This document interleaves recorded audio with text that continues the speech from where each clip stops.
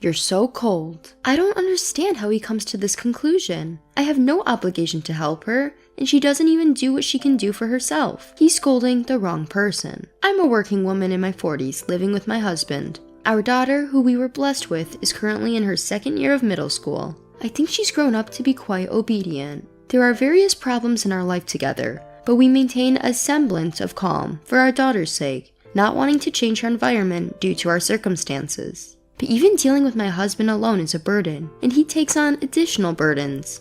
It's the existence of my sister-in-law. Every time she has a fight with her husband, she runs to our house, and she won't leave until her husband apologizes and comes to pick her up. It was fine when their fights were resolved within the day during their newlywed days, but now, over 10 years into their marriage, my husband says things like, "Please take care of her until the weekend." It's ridiculous that she hasn't grown up, still repeating the same patterns from her younger days, even in her mid-30s. Every time my sister-in-law intrudes, our daily rhythm is disrupted, expenses pile up, and the only good thing is that she serves as a negative example for our daughter. I don't want to be an adult like that.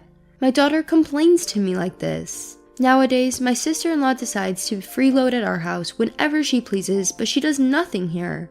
Absolutely nothing. She doesn't pay for the expenses she incurs or do any housework.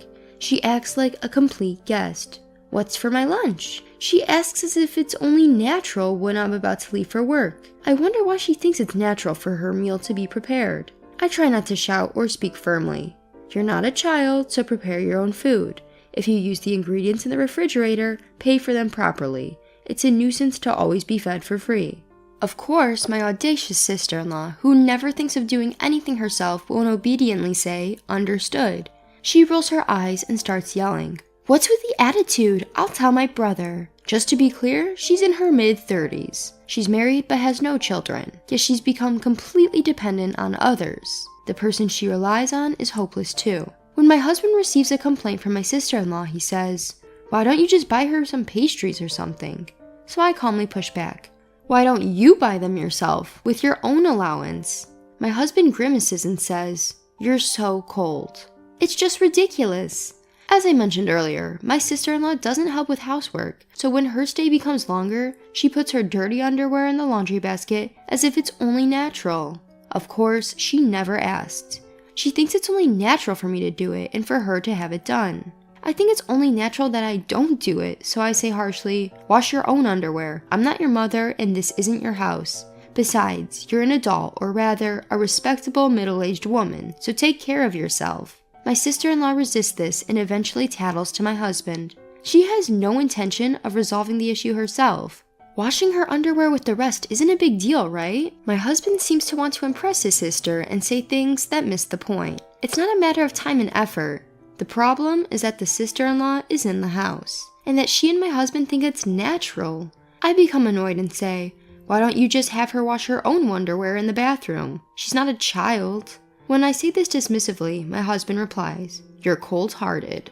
Dealing with him is truly tiresome. As if I wasn't already fed up with this husband, he brings the problematic sister-in-law into our home and tries to ruin our family. I don't understand what's so cold-hearted. I'm just stating the obvious. An adult woman who would be too embarrassed to have someone else wash her underwear. Even our daughter has started taking care of herself. She washes her own underwear because she doesn't want it mixed with her dad's. As I throw a cold stare at my husband and tell him this, he falls silent. My husband tries to scold me, but always ends up being talked down to. And since he never admonishes his sister-in-law, her attitude only gets worse. One Sunday, when my daughter was sitting on the sofa watching TV, my sister-in-law, who had once again been arguing with my husband, said roughly, "Move, you're in the way." And with that, she swung her leg and kicked my daughter's arm as if to push her away. It was probably for some trivial reason, like wanting to lie down on the sofa. Up until now, I had been letting her get away with just ignoring her. But when she not only spoke out, but used violence against my daughter, I could not forgive her. I stepped in between the two of them to protect my daughter and yelled at my sister-in-law. "What are you doing? It's already insane to barge into someone's house for trivial reasons and act like this is your own place. But to use violence against the child of that house is beyond madness. I have no obligation to let a criminal who hurts my family stay in the house. Get out right now." I had been holding back until now. I had built up a lot of resentment, not just towards my sister-in-law, but also towards my husband's actions. I exploded more than I had imagined. My sister-in-law seemed surprised by my outburst and was speechless for a while. Still, her anger gradually surfaced and she started to open her mouth. But my husband, who heard the commotion, came in and said, "Come on, come on." So she sulked and sat down in a dining chair. My husband tried to calm me down, but the root cause was him pampering his sister, so there was no way I could be appeased.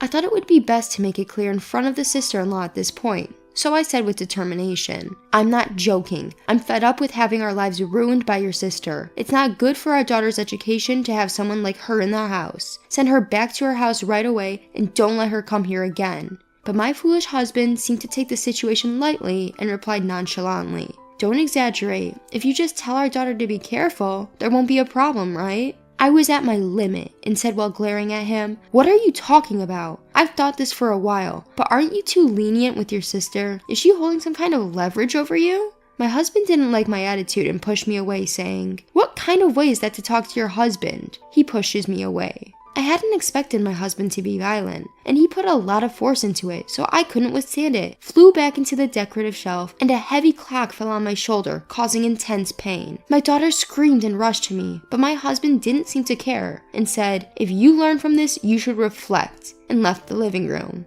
My sister-in-law was smirking while watching the scene. I can't take it anymore. I can't expect any reasonable thoughts from my husband. It's not just about my sister-in-law. My husband can't hold down a job. When things get a little tough, he quits and looks for another job. His current job is part-time and pays less than a college graduate's starting salary. He couldn't even pay off his college loans, so I've been covering for him after making him sign a promissory note. I'm the one supporting our life now, and doing all the housework. Despite that, my husband doesn't appreciate it and has this arrogant attitude. He doesn't understand his place at all.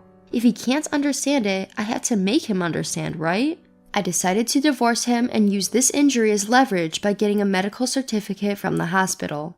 I felt bad for my daughter, but when I talked to her about it, she agreed and said she would come with me after the divorce. There's no reason to hesitate now. I prepared the divorce papers and confronted my husband. He panicked and said, "Calm down, we have a daughter.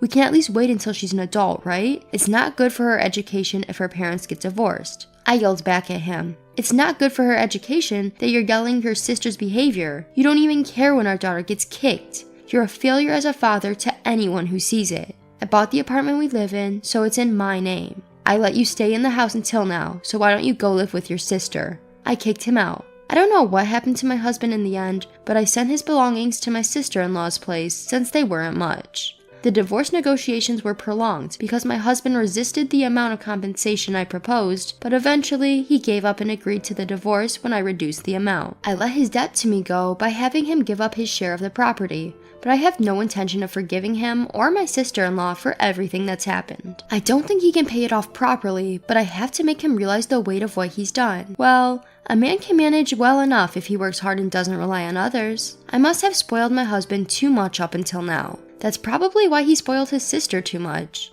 I have to reflect on this too. My daughter, on the other hand, is growing up strong and steady, unlike what you'd expect from our child. I have to be grateful to my husband for at least giving me our daughter. Thank you for watching until the end.